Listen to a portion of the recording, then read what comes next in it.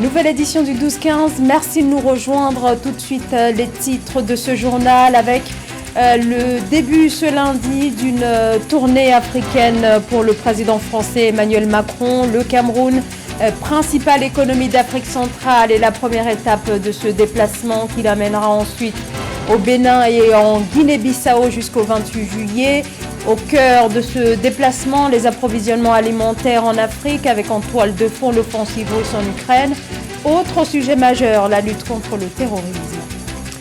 Élections législatives au Sénégal, la campagne se poursuit en vue du scrutin du 31 juillet. Après sa percée aux élections locales de janvier dernier, la principale coalition d'opposition Yewwi Askanui souhaite imposer une cohabitation au chef de l'État Macky Sall. Du sport à suivre également avec le décryptage de José Douglas qui analysera la victoire de l'Afrique du Sud à la Coupe d'Afrique des Nations féminines de football. Décryptage aussi de l'évolution du football africain sur le continent. Mais d'abord, l'entrée en campagne du président angolais João Lourenço qui brigue un deuxième mandat. Samedi, des milliers de partisans du MPLA se sont rassemblés près de la capitale, Luanda, pour le premier meeting de campagne au cours duquel le chef de l'État sortant a appelé à voter pour, dit-il, honorer la mémoire de l'ancien président João José Eduardo dos Santos, décédé le 8 juillet dernier.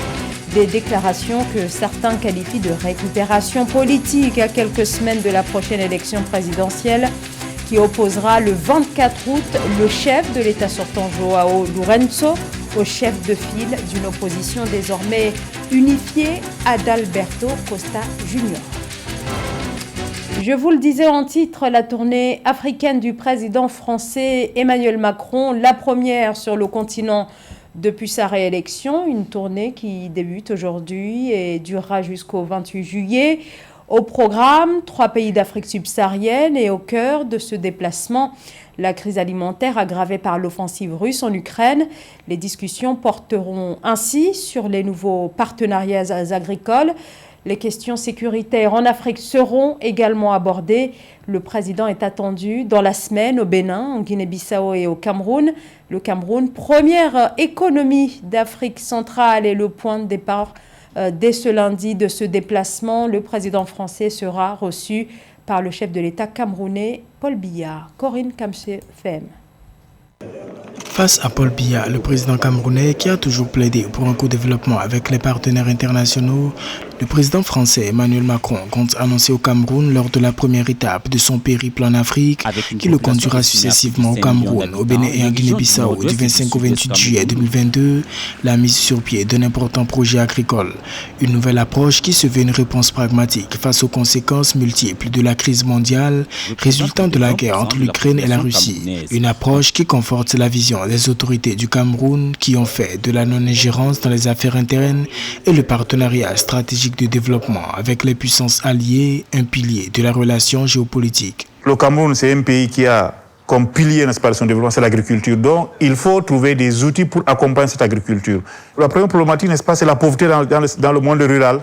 Il faut éradiquer cette pauvreté et il faut aussi assurer la sécurité alimentaire, n'est-ce pas, du pays. Il faut créer des emplois, il faut avoir les devises. La paix sociale à travers le co-développement semble être le fil conducteur de cette visite du président français en Afrique. La Corne de l'Afrique, le centre du Sahel et le bassin du lac Tchad constituent de grands foyers du terrorisme en Afrique, mais aussi des zones où la pauvreté rurale et l'exode des populations ouvrent le champ à une fragilité sécuritaire. Chassé du Mali par les autorités en février 2022, incapable de diminuer les actes terroristes dans la région du Sahel, la France voit la présence de son armée être contestée violemment par les populations. Des actes qui ternissent l'image de la France et symbolisent aussi l'échec de la politique sécuritaire de la France sur le continent. Le paradoxe, c'est qu'aujourd'hui, les interventions militaires comme Serval, qui étaient faites à la demande de l'État malien, l'opération Serval menée par la France et l'opération Barkhane, ont fini par échouer. Leur objectif était d'éliminer ces groupes-là. Hélas, les groupes se sont multipliés. On doit reposer la question de savoir est-ce que ces stratégies militaires sont véritablement efficaces?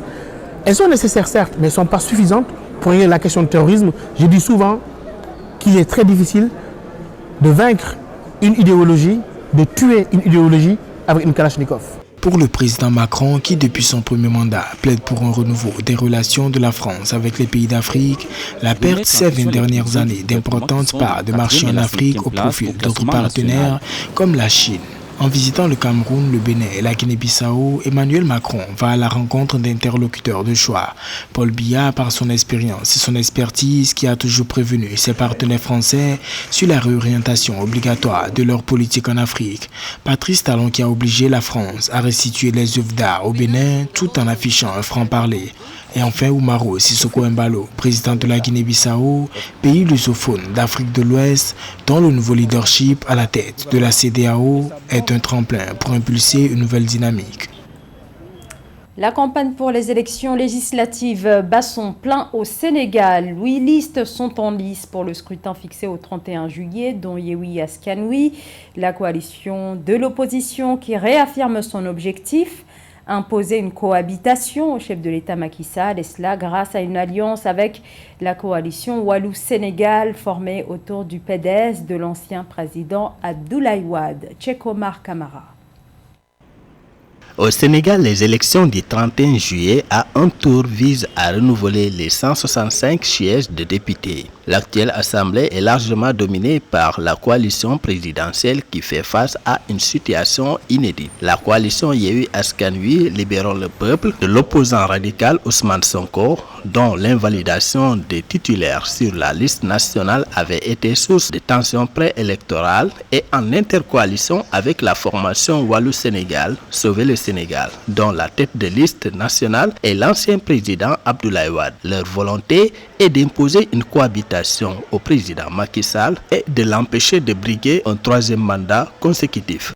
Nous sommes dans une situation où après les élections locales, les gens de l'opposition disent qu'il est possible de gagner les élections législatives. Ou également, le pouvoir se dit, mais attends, si je ne fais pas les efforts nécessaires, peut-être que je vais perdre les élections législatives. Nous avons des enjeux liés au changement de pouvoir, au changement également sur la situation économique. Souvent, vous avez énormément de difficultés. Démarrée il y a 2 semaines, la campagne électorale a suscité peu d'engouement véritable de la population par rapport aux élections locales du 23 janvier 2022.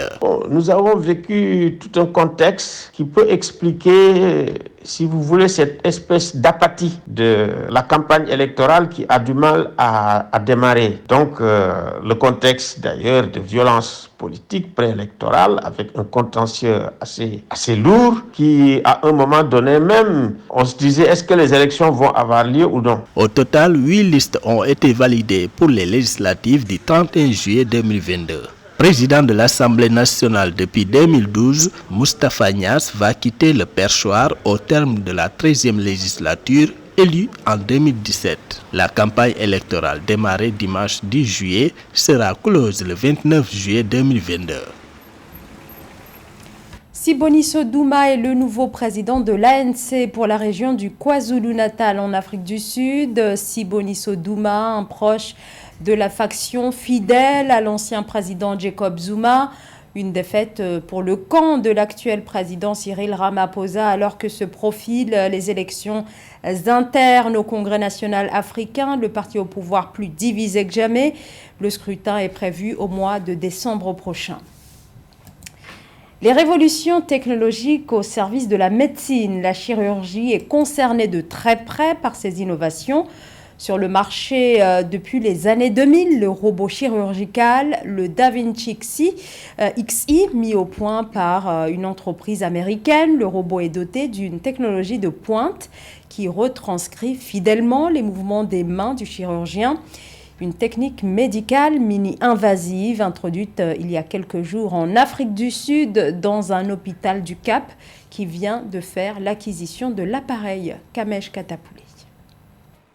La concentration est à son paroxysme. Dans ce bloc opératoire de l'hôpital Tygerberg, situé dans la ville du Cap en Afrique du Sud, une équipe de chirurgiens s'apprête à opérer un patient atteint d'une tumeur cancéreuse. Pour cette intervention délicate, les chirurgiens disposent d'une innovation de taille, le robot DaVinci XI. Heureusement, le ministère de la Santé a acheté 2 robots, le DaVinci XI qui est le robot chirurgical le plus avancé sur le plan technologique actuellement disponible sur le marché. Ces robots confèrent une précision accrue, le geste opératoire est plus précis. Il nous offre une meilleure visualisation. Nous pouvons ainsi identifier davantage de détails que lors d'une laparoscopie. Développé par l'entreprise Intuitive Surgical, le robot Da Vinci est une avancée propre à la chirurgie mini-invasive, une technique qui permet entre autres de réduire les douleurs post-opératoires des patients. C'est en février dernier que cette technologie de pointe a été utilisée pour la première fois dans cet établissement hospitalier. Depuis, une dizaine d'autres opérations ont été effectuées avec cet outil qui semble avoir aussi conquis les patients. Les patients ont été courageux. Ils rentrent chez eux beaucoup plus tôt. La durée moyenne du séjour est de 3 jours. Et le taux de complications a définitivement baissé. En discutant avec les patients, après l'opération, je trouve qu'ils ont beaucoup moins de lésions nerveuses. Ils me disent tous qu'ils ont l'impression de ne pas avoir été opérés. L'hôpital Tygerberg dispose également d'autres innovations technologiques. Du temps des restrictions anti-Covid, le robot dénommé Kanya a permis de faciliter la communication entre les patients et leurs proches. Et on ouvre notre page sport et nous allons parler football de la CAN, plus précisément après la victoire historique samedi dernier des Banyana à Rabat face aux Lions de l'Atlas du Maroc lors de la finale de la Coupe d'Afrique des Nations féminines de football. L'Afrique du Sud a mis un terme à une série de 5 finales perdues, mais l'édition 2022 a été finalement la bonne avec un score de 2-1 face à la sélection marocaine. Et avec nous sur ce plateau pour en parler, José Douglas, journaliste au service des sports d'Africa 24. Rebonjour José. Rebonjour Zara. Alors d'abord, vous vouliez revenir sur le match en vue de la 3e place. Oui, tout à fait, avec la Zambie qui bat le Nigeria 1-0, 4 phases finales pour la Zambie, les Cooper Queens à la CAN, et c'est un véritable exploit d'avoir battu le Nigeria grâce à un but de Chiamaka Nadozi à la 29e contre son camp, le Nigeria qui totalise 11 titres, 11 médailles d'or dans la compétition et qui vient d'être honoré par l'intermédiaire de son attaquante Aziza Oshoala, meilleure joueuse africaine et qui évolue au FC Barcelone. Cerise sur le gâteau pour les Zambiennes qui vont participer à leur première phase finale de la Coupe du Monde en 2023 et tracent leur chemin dans le foot continental. Et il faut aussi tenir compte de leur performance en championnat féminin du COSAFA, le COSAFA qui réunit toutes les meilleures équipes nationales africaines et elles ont terminé 3e à 4 reprises en 2002, 2006, 2017 et 2021 et finaliste en 2019, Zara. Et qu'en est-il de la finale? Que retenir de ce dernier match qui a donc opposé l'Afrique du Sud au Maroc? C'était donc samedi dernier. Oui, Reynald Pedros, un ancien joueur de Nantes, a été incontestablement bien vu au Maroc car il a propulsé les Marocaines parmi les 10 meilleures nations du football féminin en Afrique. Score final, 2-1, vous l'avez dit, pour les Sud-Africaines, avec des buts d'Hilda Magaya, 63e et 71e minute, et puis une réduction du score par Rosella Ayan pour l'équipe du Maroc à la 80e minute de jeu. Mais cette finale disputée face à la redoutable équipe d'Afrique du Sud, qui en 13 phases finales remporte son premier titre. L'équipe des Banyana est dirigée par l'ex-joueuse de la sélection, qui a joué dans la sélection, c'est Désiré Ellis, qui a évolué donc au poste de milieu de terrain, élu meilleur entraîneur ou entraîneuse de la saison dans les CAF Awards. Elle est à la tête de cette équipe depuis 2016, Zara. Alors, belle victoire donc des Banyana. Maintenant une analyse, José, de l'organisation de cette CAN, de cette Coupe d'Afrique des Nations et sur l'évolution aussi du football africain. Oui, oui, exactement, Zara, vous avez raison d'insister sur ce football féminin. Avant de voir les tableaux, il faut d'abord tirer un coup de chapeau aux techniciens et à la CAF qui font un gros travail pour faire progresser justement ce football féminin sur tout le territoire africain. Cette CAN a eu un écho international car retransmise dans plusieurs pays.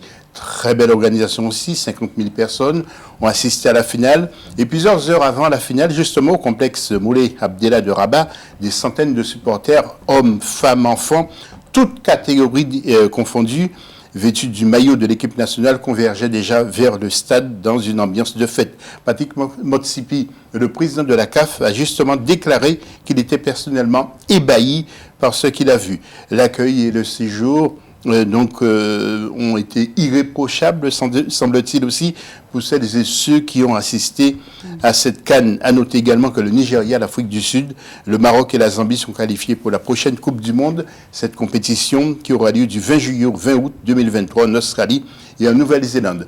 Zara, pour terminer, un petit clin d'œil au tableau avec la 3e place. Vous le constatez, donc la Zambie bat le Nigeria à la surprise générale, 1-0 pour la 3e place, et puis la finale avec l'Afrique du Sud, qui a été incontestablement l'une des meilleures équipes de cette CAN, bat le Maroc sur le score de 2-1. Merci José Douglas pour ce décryptage et toutes vos explications. C'est la fin de ce journal. Merci de nous avoir suivis. Dans un instant, une nouvelle édition de l'actualité sur Africa 24.